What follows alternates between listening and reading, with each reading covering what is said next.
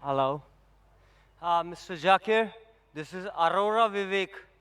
Being a Hindu, over here, I'm not over here to put any controversy, but I have a question.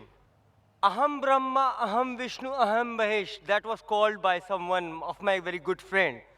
Eventually, he was telling us about Quran and Bible. But what my question is, I have got just four questions to ask to you. Number one, Most important question first. okay, If there is time, we would definitely permit you another no question. issues, no issues. Because if everyone asks two, three questions, if I as a coordinator allow, I think we are not being fair to the other questioners. Fine, thank. I got your point.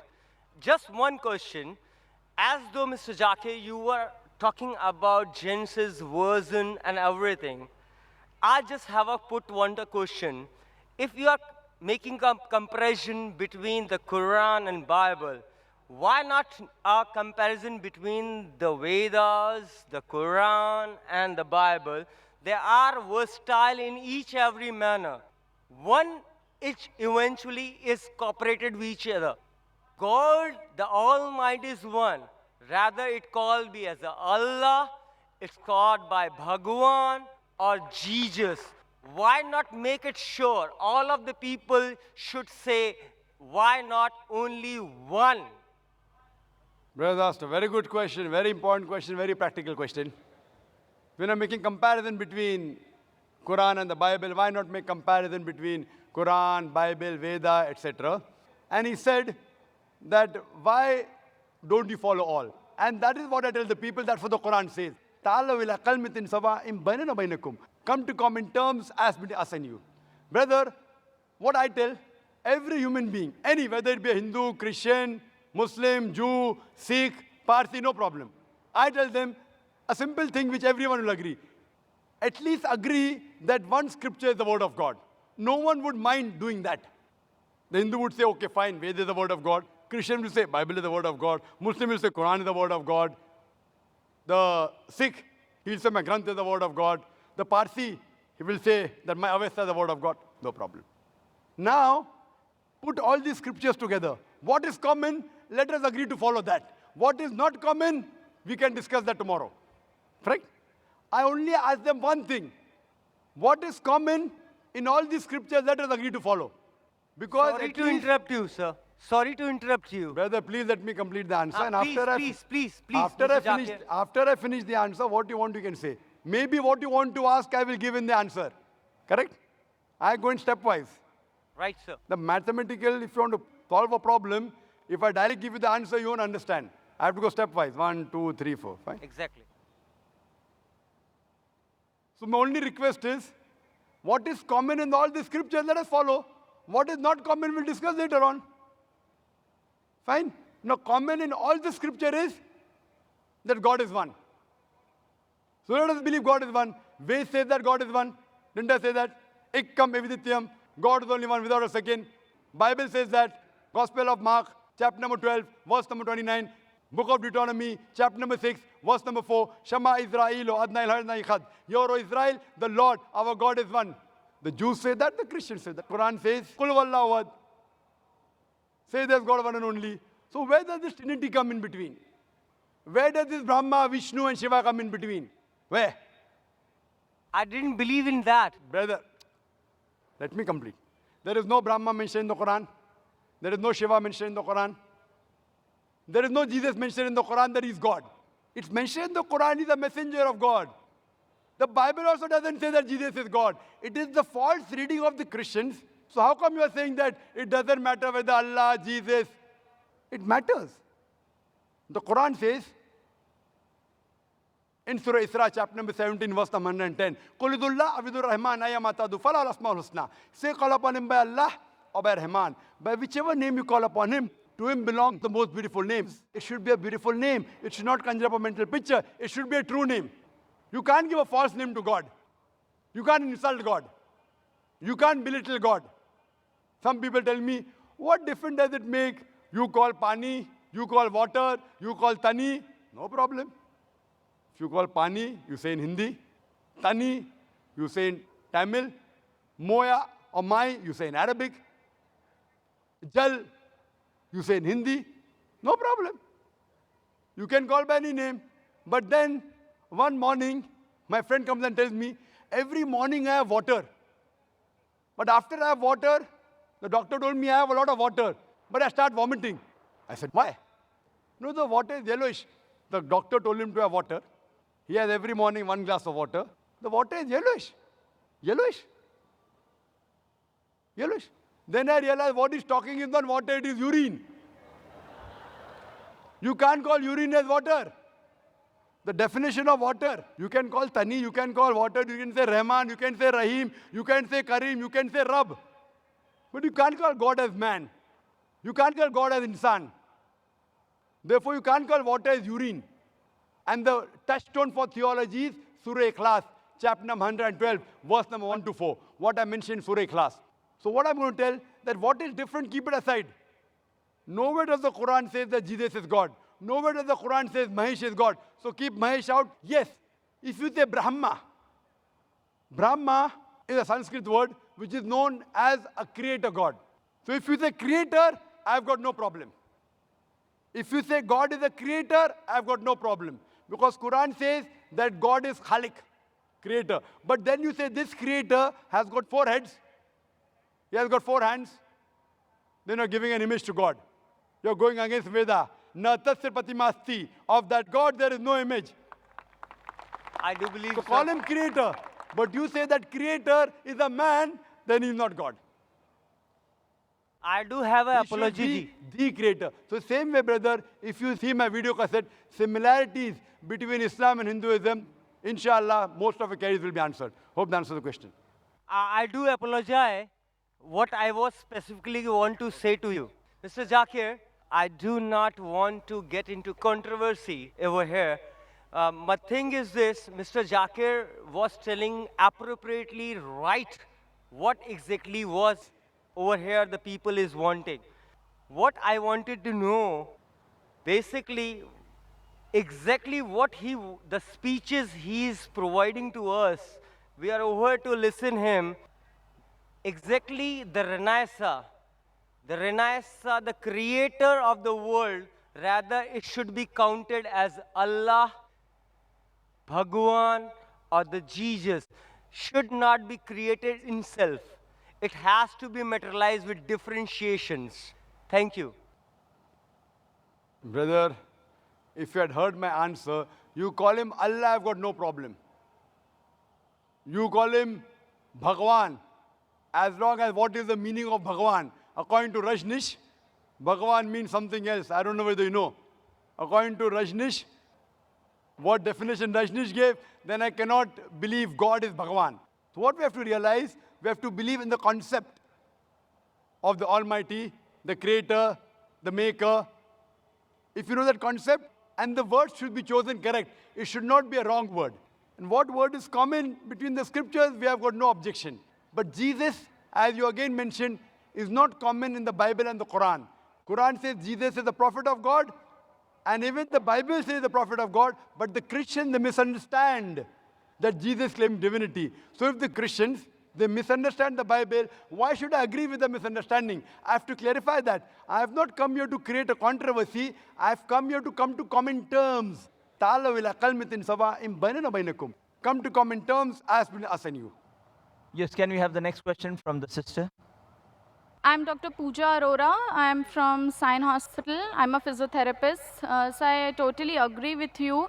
Just a small question. When Muhammad Prophet attained his prophethood, and as you said, he was a common man before he attained prophethood.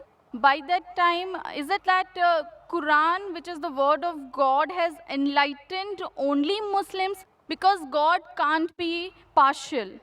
So what was the rest of the world doing when Muhammad Prophet was enlightening a small sect of people?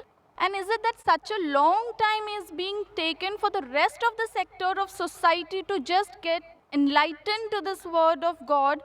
And how many years would the non-Muslims, like Hindus, would, I totally agree with you, it has to be a concept. Hindus are believing idols, pictures, or Ram, Bhagwan, whatever, but it is a concept and they have to be enlightened about it, that it is one. Hinduism also follows an almighty, which is a power, a divine power, but unfortunately it is being given in various forms. So this enlightenment, if Quran helps a Hindu to know this enlightenment, it is fabulous. Sister asked a very good question and a very important question. She said that if Quran is such a great book, if it's the word of Almighty God, then why, when it came to Prophet Muhammad, it was only meant for that small group, Arabs of that time, only Muslim. Why not for the full world? How long will it take? Sister, the Quran was never revealed only for the Muslims or for the Arabs. The Quran was revealed for the whole of humanity. It's mentioned in Surah Ibrahim, chapter number 14, verse number 1. In Surah Ibrahim, chapter number 14, verse number 52. In Surah Baqarah, chapter number 2, verse number 185. And Surah Zumur, chapter number 39, verse number 41. That the Quran was sent for the whole of humanity. Time is short, therefore I'm only giving references, not the quotations. So Quran was not sent only for the Muslims and the Arabs. The Quran was sent for the whole of humanity. And Prophet Muhammad, peace be upon him, he was not sent only for the Muslims or the Arabs. The Quran says in Surah Anbiya, chapter number 21, verse number 107. وَمَا أَرْسَلْنَاكَ إِلَّا رَحْمَةً لِلْعَالَمِينَ. That we have sent thee not but as a mercy to all the human beings, as a mercy to all the worlds, as a mercy to all the creatures. The message is repeated in Surah Sabah, chapter number 34, verse number 28, that Prophet Muhammad, peace be upon him, is sent as a universal messenger, giving glad tidings and warning them against sins. But most of the human beings yet do not know. Now this verse of the Quran says, most of the human beings yet do not know. That's the reason, sister, we are having such conferences. It's the duty of every Muslim that should convey the word of Almighty God to all the human beings. So one more thing, sir. Can I It ask? may take time, but better late than never, sister. Better late than never. And everyone who claims to be a Muslim may not be a practicing Muslim. He may have a name, Abdullah, Zakir, Muhammad, Sultan, but he may not be a practicing Muslim. Similarly, as you rightly said, in Hinduism, you don't follow your scriptures. But yet, the religion which is the maximum followed, not only by lip service, but in practice today, it is Islam, number one. In numbers, Christianity, it is close to 2 billion. Muslims claiming is 1.3 billion. But the people practicing the religion, number one is Islam. Percentage-wise, it is the largest. So these lectures are mainly those small percentage of Muslims who are not following Islam correctly to get them closer to Islam. And to those non-Muslims, we want to give the message of peace, the message of love, and prove to the world that there is only one God. The ultimate peace can only come if you submit a will to Almighty God. That's the only way to get ultimate peace in this world and the hereafter. So that is the reason, sister, we are having such conferences. We have a satellite channel, Peace TV, where every day more than 60 million people, they are watching it.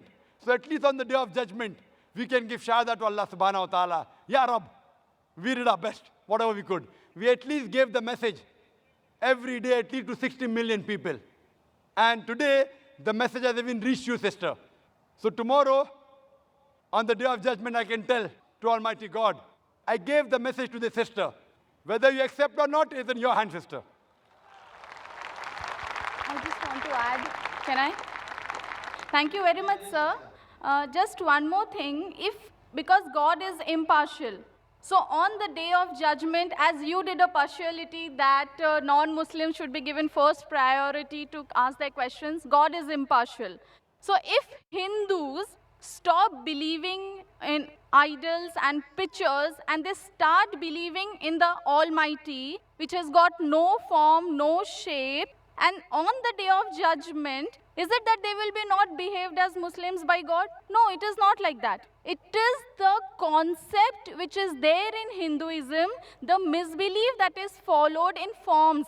But if following Hindu religion is not wrong, but following, because your aim is God, He is the supreme, He should not have form. But if this message is reached to Hinduism, you have won it. Very good, sister. Very good question. Thank you, sir. Regarding we being partial and impartial, there can be two different views from your side. Because we're partial, at least you could ask a question. If I wasn't partial, I couldn't tell to Allah subhanahu wa ta'ala, I gave you the message directly, one-to-one. So He doesn't sometimes- believe. So what you have to realize, sister, but why we are partial? We are partial to be impartial. Because the others have got the message. If not 100%, 90%. You all have got less. So we are partial to be impartial. Right, sir. So what we Now need coming to... back to your question, sister. Yes, It's sir. a very good question. That if the Hindus believe in one God, do not believe in idol, do not believe in images, do not believe in statues, on the day of judgment, won't we be Muslims? Correct. You are following part of Islam. Correct. If you read the Hindu scriptures further, the Hindu scriptures say there is another messenger to come. And the coming of Prophet Muhammad, peace be upon him, has been prophesied in various places. He's prophesied in Bhavishya Purana, Parva 3, Khanda 3, Adhyay 3, Shlokas 5 to 8. He's prophesied in Bhavishya Purana, Parva 3, Khanda 3, Adhyay 3, Shlokas 10 to 27. He's prophesied in the Atharva Ved, chapter number 21, verse number 6. Atharva Ved, chapter number 21, verse number 7. He's prophesied in several places. He is mentioned by name no less than 100 times as Muhammad in the Hindu scriptures. Right, Time sir. doesn't permit me to mention all the references. There is mention of a Kalki avatar in Kalki Purana, chapter number 2, verse number 4, 5, 7, 9, 11, and 15. It says that there is another avatar to come, Kalki avatar, whose father's name shall be the servant of God, Vishnu Yash, translated to Arabic as Abdullah, which was the name of the father of Muhammad Sallallahu Alaihi Wasallam. The mother's name of this Kalki avatar would be Sumati. That means peace and serenity, which is Amina in Arabic, which was the name of Prophet Muhammad Sallallahu Alaihi Wasallam, mother. This person would be born on the 12th day of Madhav, the 12th Rabi Awwal, that is the Prophet Muhammad Sallallahu Alaihi Wasallam born. He'll have 4 companions, and we know the first for Khulfa Rashidin. It says that he will be born in a place which is peaceful in Makkah. He'll be born in a house of the chief of Makkah, that is the Quraysh tribe. It says that he will go northwards from a cave and come back. And Prophet Muhammad Sallallahu Alaihi Wasallam went from Makkah to Medina and came back. On and on, talking about Kalki Avatar. So you believe in one part, La ilaha illallah. You also have to Muhammadan believe in Rasulullah. Muhammad Rasulullah. Thank you, sir. Thank you. And if you do this, you keep your name, whatever your name was, whether Preeti, whatever name, sister. What is the name, sister? Puja. Pooja. You keep your name. Don't change your name. But indeed, you will be a Muslim. Changing your name is not required. So the concept... With concept of one God, no statue, no images, last final messenger, Prophet Muhammad, inshallah on the day of judgment, you will go to heaven with your name Pooja. So the pathways are different. The only thing is the goal should be the same. That is No, what sister. I believe. For the goal, pathways are different. If both the different pathways go to the same goal, they it is meet fine. at the same goal. Yes, sir. That is what I want to say. All the roads don't lead to Rome, sister. Fine? You may think it will lead. So if you think falsely, I have to correct you. I don't can- believe... No, sir. No, sir. sister, if you say you're a Hindu, by Yeah. definition, Yeah. Hindu is a person who lives in India. No, sir. It's not like that. Sister, Hindu is a geographical definition. You don't know, I know. I'm a Hindu by geographical definition. I'm a Hindu. Geographically, sister, the word Hindu was first used by the Arabs. There are many Arabs here. They call me Hindi when I go there. Hey, Hindi, hey, Hindi. They tell I'm a Hindu. The word Hindu was first used by the Arabs when they came to India. It was also used by the Persians to describe the people who lived in India. So geographically I'm a Hindu, but if you tell me religiously, Hindu is a misnomer. Swami Vivekananda said, the right term is a Vedantist. You should follow the Vedas. So as far as you follow the right things in the Veda, believe in one God and believing in Prophet Muhammad Sallallahu Alaihi Wasallam, by deed you are a Muslim. So the religion can't be powerful. The It is. ultimate power is Allah. Correct. Right? I agree Ultimate with you. power is God. And the You religion are- of God, and the religion of God is the ultimate religion. So the There's religion only of one God religion. is not Islam. The religion of God is not Islam, isn't Islam, it? if Islam is Arabic word which is hurting you, you keep Islam aside. No. It's not hurting me. I'm telling you, It's sister. not hurting me. If it's not hurting you, nobody. No, sir. It is a Pak word in itself. How it can hurt anybody? At least not an educated girl. MashaAllah, you're an educated girl, sister. Thank you so much. Thank you, sir. Sister, Islam means submitting your will to God. So if Islam is a problem, keep Islam aside, but submit your will to God. Allah says in the Quran in Surah Al-Imran chapter 3 verse number 19, Inna Dina Indallah Islam, the only religion, the only way of life accepted in the sight of Allah is submitting our will to Almighty God. Yes, brother. Mr. Naik, this is myself, Dr. Suryakant Pawar from St. George Hospital. Thanks for the nice and enlightening lecture about the Quran as God's word. As you mentioned that Quran is God's word, I just want to ask you, who is the creator of the God? What is the origin of God? The brother asked a very good question. That if Quran is the word of God, who is the creator of God? Very good question. If I ask you, brother, that your friend John, he gave birth to a child. Can you guess the child was girl or a boy? Your friend John gave birth to a child in the hospital. Can you guess was it a girl or a boy? Guess, guess. No, Girl or a boy? I can't guess. Sorry? I may not guess. Try. At least 50% you'll get right. Yeah, 50%, 1/2 chance. Okay, tell me. Boy, Boy. Whether can a man give birth to a child? no. So is it a girl or a boy? But the name can be for a female.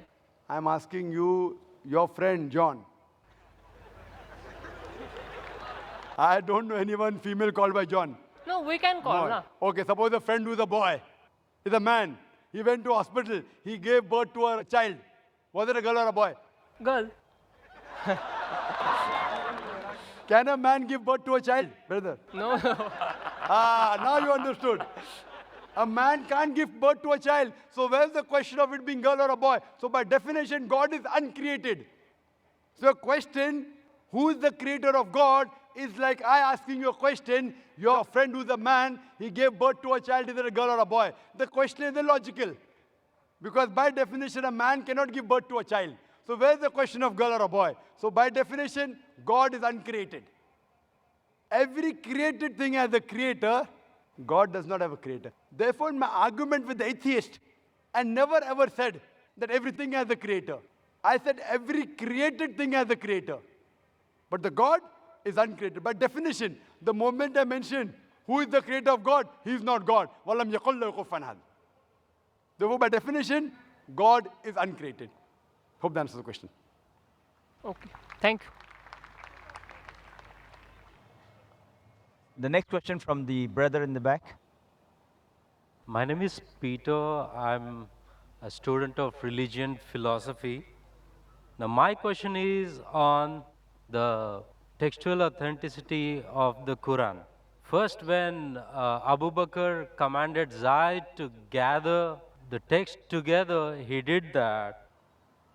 But there is also written in Al-Bukhari, volume number 5, page 96, Abdul ibn Masud, he was the authority mentioned by Muhammad. He gathered a text. Then Salim, the freed slave, he gathered a text. And also Ubay ibn Ka'b, a master reciter mentioned by Muhammad. And there are also other people who compiled their text. But when Usman became the Khalifa, he ordered Zayed to make replicas, 7 replicas of his text and sent it to the different parts and ordered those previous texts to be burned. Now, if those master reciters compiled the Quran and Usman ordered those texts to be burned, now there rises a question on the authenticity of the Quran. MashaAllah. Brother knows about Ibn Masud, may Allah be pleased with him, about Zayd ibn Thabit, may Allah be pleased with him. MashaAllah. Many of the Muslims will not know those names. You know, now it's easy to go on the internet.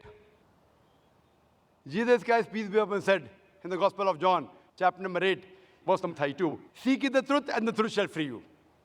Now, when internet is there, many people go on the internet, there are various websites which are speaking against Islam. They go, they get the name and they decide, no problem, brother. No problem. Brother, as far as the question is concerned, the people who compiled the Quran, there was a group of Sahaba, the companion of the Prophet. Whenever Prophet got a revelation, he repeated it to these scribes. And suppose, Ikra bismi rabbikal ladzi khalaq, khalaqal insana min alaq. He got the revelation, and Prophet, mashallah, very good memory. Allah saw to it that he retained the memory. He repeated it. When he repeated, these scribes wrote down. The Prophet personally verified. He was an ummi. How did he verify? Okay, read it now. Ikra bismi rabbikal ladzi khalaq. Correct. So Prophet personally verified when he was alive, whatever was written down of the Quran, whether it was perfect or not, under his personal supervision. And these scribes, they were selected by the Prophet, and that's how when the revelation came in 22.5 years, all was written down and later compiled in one book. All supervised by Prophet Muhammad Sallallahu Alaihi Wasallam, even the order. Now, later on, there were many other people, whenever the Prophet said a verse was revealed, they used to write in his own notes. Many sahabas. But this private notes of the other people weren't checked by the Prophet. Suppose the teacher gives the notes, 100 students are copying. How do I know whether it's right or wrong? If I'm giving a lecture, if some people note down, chapter number, verse number, chapter number, verse number, how fast can they note down? And if I don't verify, they say, oh, Dr. Naik, you said this reference. Where did I say it? Have I checked it? So what happened later on, there were many variants version of the Quran. Version means people thought their own notes to be the real Quran. And when Islam spread, people did not know which was the real Quran. So at that time, whatever the compiled copy was there, when Hazrat Abu Bakr, may Allah be pleased with him, during these scribes, it was then in the hand of the wife of Prophet, Hazrat Hafsa, may Allah be pleased with her. And then Usman ordered that copy, may Allah be pleased with him, and had a replication so that it could be sent to different parts of the world. And then he said, whatever copy you have, whether right or wrong, you burn it. Because that hasn't been verified. So people had their own notes. Suppose someone makes notes of my lecture, there are people making here notes. Maybe 80% is right, 90%, 100% is very difficult. Correct? 100% is very difficult. So 80%, even if it's 100% correct, if I give you now, this is the book of my lecture, you'll be getting a book now. Quran and Modern Science. Authenticated by me. Your notes, you throw it away. Why does he require the notes? I have given you a book. Anyway, you aren't getting the full lecture. You're getting part of the lecture, Quran, Modern Science. Now that part I'll tell you, brother, throw that notes away. This is correct. Authenticated by me, Dr. Zakir Naik. My book. The same way, whatever was authenticated by the Prophet, the revelation of Allah subhanahu wa ta'ala, Hazrat Usman, may Allah be pleased with him, he said, all the other copies should be burned. That does not mean there was variant Quran. There was one Quran that was revealed. But people, when they wrote with their own notes, there were differences.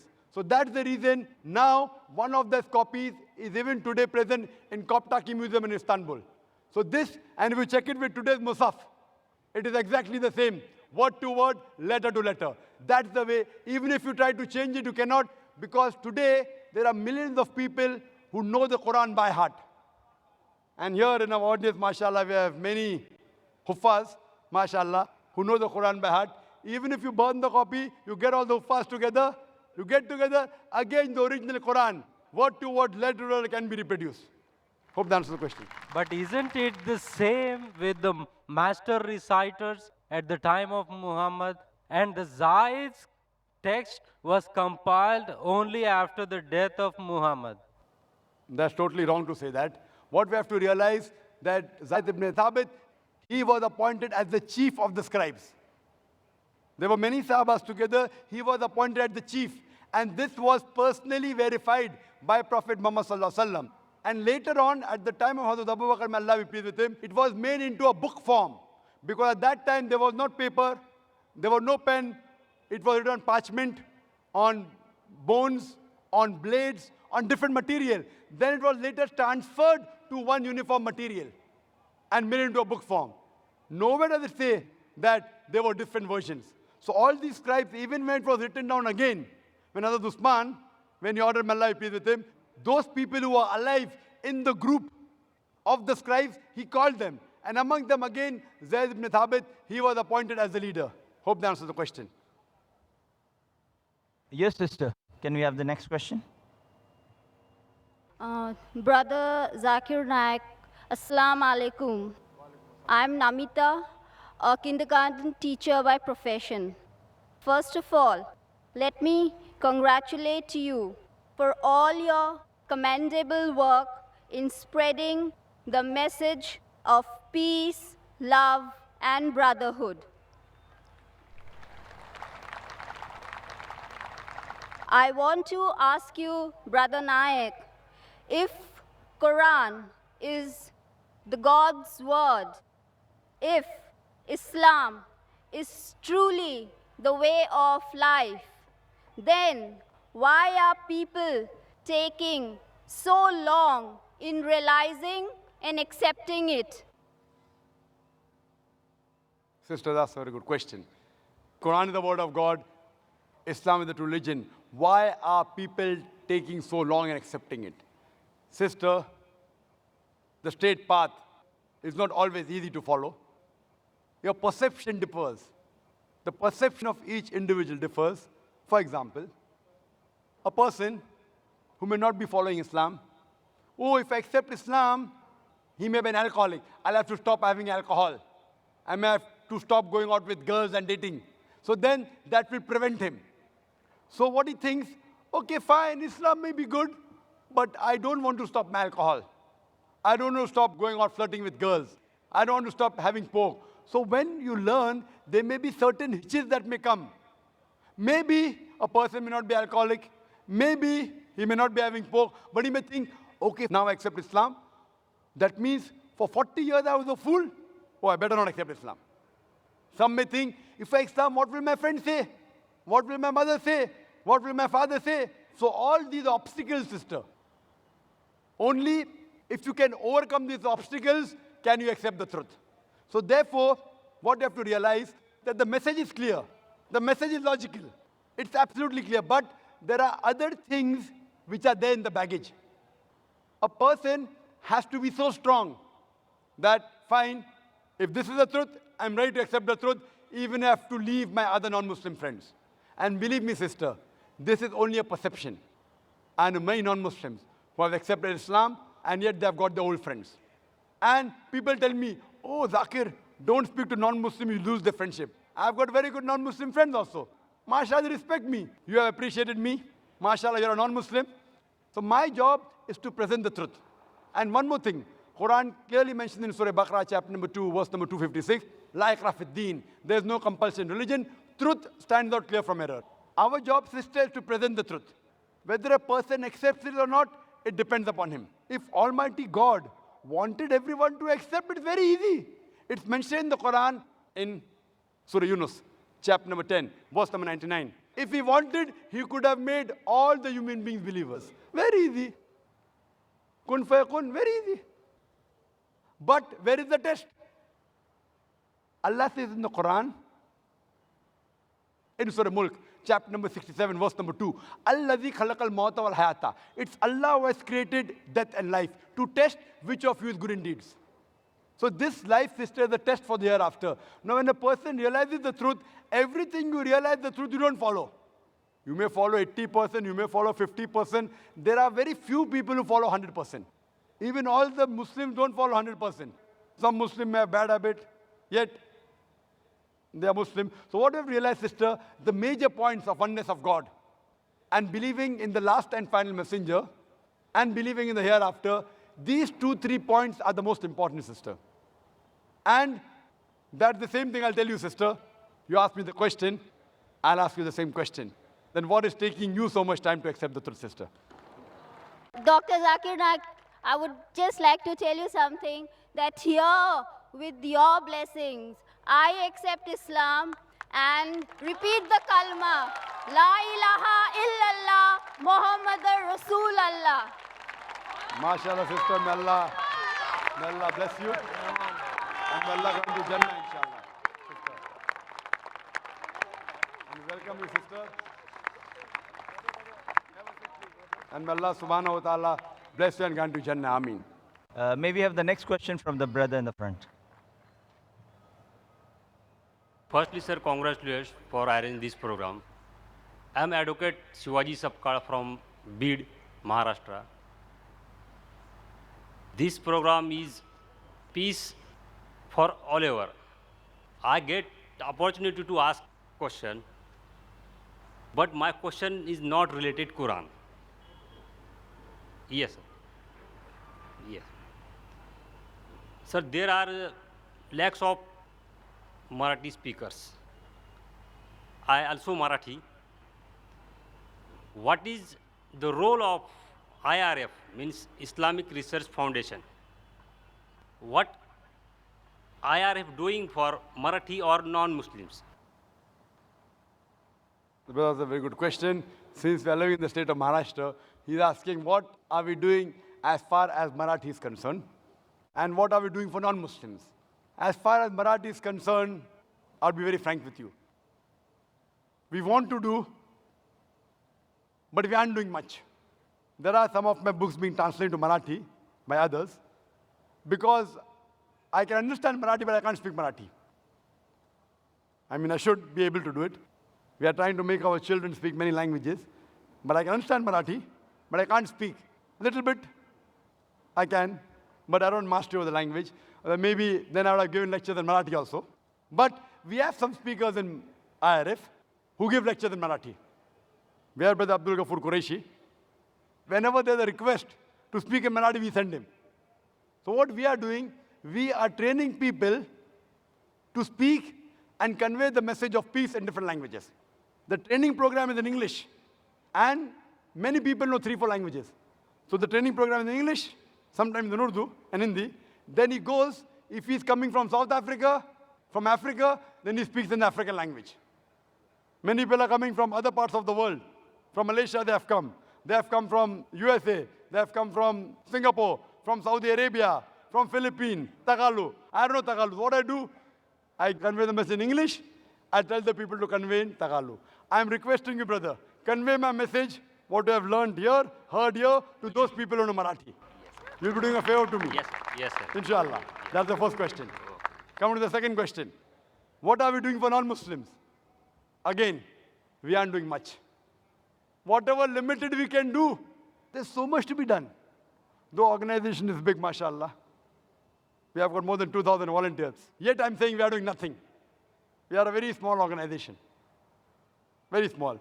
We have organized this conference. We are giving first chance to non-Muslims, because you are a VIP guest, a special guest. You today are more closer to me than the other Muslims. Why? Because I have to convey, Allah will ask me on the Day of Judgment, have I conveyed the message or not? So I'm trying my level best to convey personally on this level. Furthermore, this conference, the 10-day conference, we have invited non-Muslims, and we mentioned in the posters, all faith welcome. People of all religion welcome. But in question and answer session, we give them first preference. We give them priority, so that the doubts can be cleared. Even the Muslims have got doubts. The Muslims, they get angry with me. Brother Zakir, what about us? Afterwards, kal dekh lenge, no problem. Okay. Kal matlab abhi kal nahi, ab 10 din ke baad dekh lenge. So what we have, besides giving the message here, maybe there are tens of thousands of people here now. MashaAllah, tens of thousands of people. But there are more than 60 million people watching live. But yet, we are doing nothing. IRF per se, Islamic Research Foundation, what we should do, we are doing very little. But we are trying a level best. And we pray to Allah subhanahu wa ta'ala that may He accept our humble effort that we are doing in trying to spread His message to the world. Hope that answers the question. Wish you all the best for your organization, sir. Yes, brother, the next question. My name is Sahil. I'm a graphic designer. I'm a poet. May peace be on you, Dr. Zakir. I always wanted to say this. I've got a chance by God's grace today. I love you, Dr. Zakir. I love you very, very much. And I thank you. May peace be on you too, brother. And I thank you I too love you, brother. I too love you, brother. Thank you. And I thank you for the ample amount of knowledge I've got going through your lectures from my friends, from my sister Nagma. And there's a slight bit of confusion between the Word of God and the people who believe the concept of Judgment Day. Like, there's a small question. We believe, like the Muslims believe, that on the Judgment Day, the dead will be put life in them. And some of the Muslims believe that it will be on the first night in the grave that the dead will be put life, and there'll be azab and questions and answers in the grave. So I just wanted to clarify this. That's it. The brother asked the question that the difference of opinion, will life be put on the day of judgment, resurrected, or will it be in the qabr? Brother, if you read the hadith, there is mention of the azab of qabr. Allah says in the Quran, in Surah Imran, chapter number 3, verse number 185, that kullu nafsin zaikatul maut. Every soul shall have a taste of death, but the final recompense will be on the day of judgment. This life is just mere chattels of play and deception. But the final hisab kitab, final judgment is on the day of judgment. What we have to do, we may get part of the punishment in this world, part of the reward in this world, part of the reward in the qabr, part of the azab in the qabr, but the final, ultimate judgment is on the day of judgment. The final total of good and bad will be recorded on the day of judgment, and then, based on your deeds, you will either go to heaven or hell. Some of this will be given in this world, some in the grave, but the final accounting will be on the day of judgment. Hope that answers the question. Thank you. Yes, sister. Hi, I'm an American student studying culture and theology, and I have a question. You said Jesus never claims his divinity, and that Jesus was only here for Jews, but the Bible says, "Tell us if you are the Christ, the Son of God." And Jesus replied, "Yes, it is as you say." And then in Matthew 28:18 through 20, Jesus says to his disciples, "All authority in heaven and on earth has been given to me. Therefore, go and make disciples of all nations, baptizing them in the name of the Father and of the Son and of the Holy Spirit, and teaching them to obey everything I have commanded you. And surely I am with you always to the very end of the age." Sister has quoted two verses from the Bible. The first one, if I'm mistaken, you said that Jesus claimed that you are Son of God. Did you say that, sister?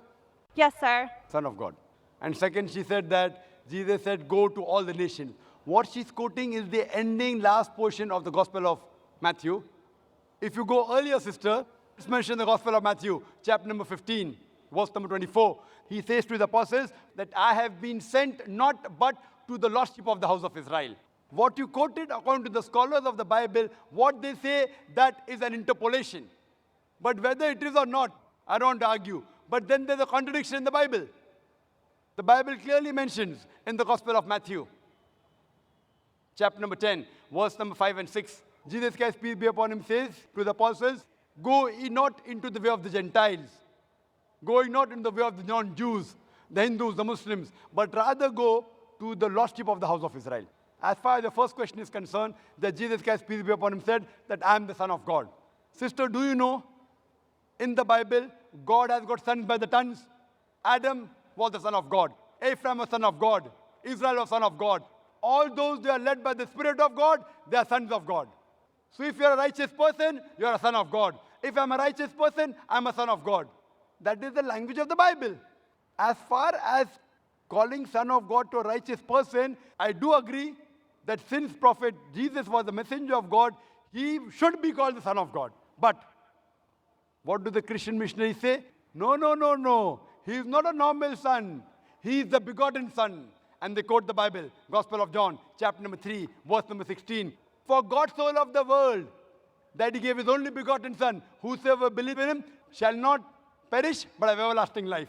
So what we have to realize, that this verse of the Bible, begotten Son, according to the 32 scholars of the highest eminence of 50 corporate denominations, if you read the RSV, Revised Standard Version, they say this word begotten is an interpolation, is a concoction, is a fabrication, and they're thrown out of the Bible. So Jesus is not the begotten Son, because begotten means it belongs to an action of animals of lower level.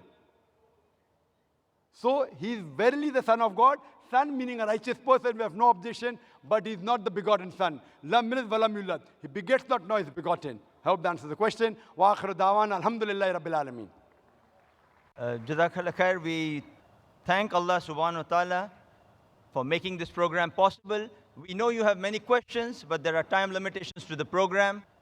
We thank Allah subhanahu wa ta'ala not only for making this program possible, but for creating this opportunity for a better understanding on the topic for the millions of people too, other than those present here watching us on television, who may, inshallah, share some of the learnings from this talk and question and answer sessions to others less aware, for them to gain better understanding and hidayah too. We thank all who have contributed and made this program practically possible for all present here today and for its telecast, and those who have come to attend this program. Jazakallah khair.